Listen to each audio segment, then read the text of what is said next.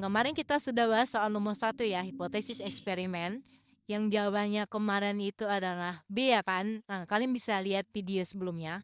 Jadi selanjutnya kita langsung ke amnesia ingatan, soal nomor 2 ya guys. Kita langsung analogikan saja ya kan? Amnesia ingatan. Kita analogikannya itu gini, amnesia itu kondisi medis hilangnya atau terganggunya kemampuan ingatan memori gitu nah ya kan. Nah, jadi yang analoginya yang sama dengan amnesia di antara pilihan A, B, C, D ini yang mana?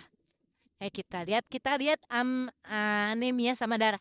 Anemia analoginya tuh anemia ke darah itu anemia kekurangan terjadi akibat kekurangan darah. Berarti beda ya dengan amnesia ini beda, berarti bukan. Apatis itu kayak sikap, sesuatu yang agak keras gitu ya, apatis, terus ngarahnya ke jadi kurangnya kayak perhatian, kurang nyambung juga ya. Amnesia itu kan kondisi medis, dengan apatis ke perhatian juga nggak masuk berarti kita eliminasikan ya ta. Terus insomnia, maaf guys, insomnia, insomnia itu seseorang yang tidak bisa tidur. Kayaknya nggak nyambung ya kan dengan amnesia dan ingatan analoginya itu nggak nyambung biar kita skip juga. Nah, afasia. Afasia ini secara spesifik yaitu kondisi medis hilangnya atau terganggunya kemampuan bicara atau berbahasa. Nah, ini sama ya dengan amnesia ini. Abatian di amnesia ini. Dia yang benar ya kan? Nah, yang ini atrofi otot. Atrofi otot tuh kayaknya lebih ke atrofi itu lebih ke definisi ya. Atrofi itu kayak kondisi penyusutan atau pengecilan ukuran sel jaringan pada atrofi otot atau otak gitu ya. Kayak lebih ke pengertian ya dengan analogi yang amnesia tadi tuh berbeda. Berarti kita skip, berarti yang jawabannya tadi yang di oke. Lanjut, kita lanjut ke soal nomor 3 itu komposer dan simfoni. Ya kan guys, komposer dan simfoni. Kita analogikan dulu nih. Komposer dan simfoni ini lebih ngarah ke apa? Logikanya tuh gini ya, guys, seorang komposer memproduksi dan merancang karya musik berupa simfoni. Nah, jadi kita analogikannya sama ya kan. Nah, kalau kita lihat pilihan A, sutradara ke aktor. Sutradara ke aktor itu kayaknya kurang nggak nyambung ya kan dengan analogi komposer dan simfoni. Karena sutradara tuh memerintahkan aktor atau sutradara itu, mmm, me apa ya, dengan aktornya tuh nggak nyambung lah dengan analogi yang pertama ya kan, skip. Kita yang kedua, koreografer ke tarian, ini masuk, sama dengan komposer dan simfoni. Kenapa? Karena seorang koreografer memproduksi dan merancang karya seni berupa tarian. Nah, masuk guys.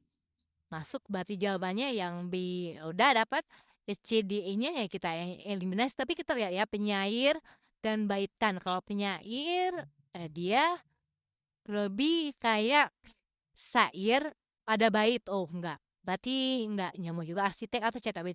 Arsitek itu lah meski cetak biru ya kan. Kayaknya enggak nyambung juga. Dan editor itu naskah. Sama eh editor menghasilkan naskah. Kan, merancang, menghasilkan. Kalau simfoni itu merancang, guys. Merancang dan menghasilkan beda, berarti dia salah.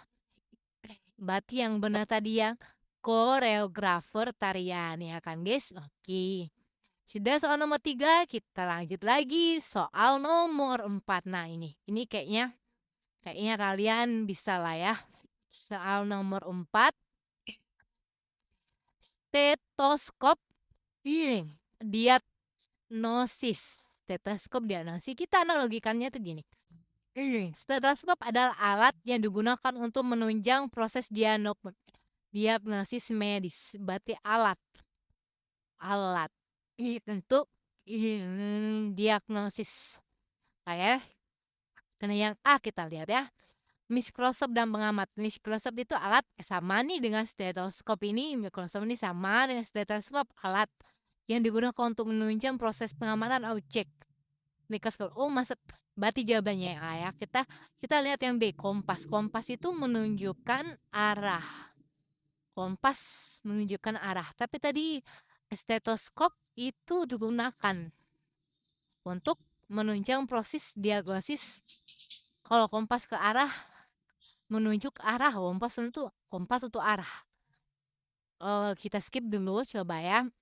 Termometer ke suhu. Termometer untuk mengukur suhu. Kamera, kurang masuk. Kamera perlu lensa, oh nambah nggak masuk lagi. Karena kalau pena penulisan sama enggak. Pena belum tentu penulisan gitu. Nah, analoginya berbeda dengan stetoskop diagnosis. Ini beda-beda. Tadi antara kompas dan arah. Kompas memasukkan arah, tapi kalau analogi stetoskop tadi itu adalah yang digunakan untuk menunjang proses diagnosis. Kalau mikroskop tadi alat yang digunakan untuk menunjang proses pengamatan. Oke. Jadi yang nyambung itu yang ke yang A tadi ya, masih yang A tadi karena dia analoginya itu kayak kita tuh ada katanya tuh yang nyambung kayak kayak lebih ke menunjang dari penghubung katanya tadi. Berarti yang A ya guys ya, yang benarnya yang A ini ya kan. Oke lanjut. Kita lanjut ke soal nomor 5 ya kan. Aduh, soal nomor 5. Inflasi mata uang. Aduh, analoginya apa nih? Inflasi mata uang. Inflasi ini menyebabkan penurunan nilai atau daya beli pada mata uang. Inflasi menyebabkan penurunan nilai beli pada mata uang. Jadi yang lebih nyambungnya apa? Kita lihat dulu jawabannya A. Kita lihat jawabannya A, yaitu erosi tanah. Erosi tanah kayaknya kayak erosi diakibatkan oleh tanah.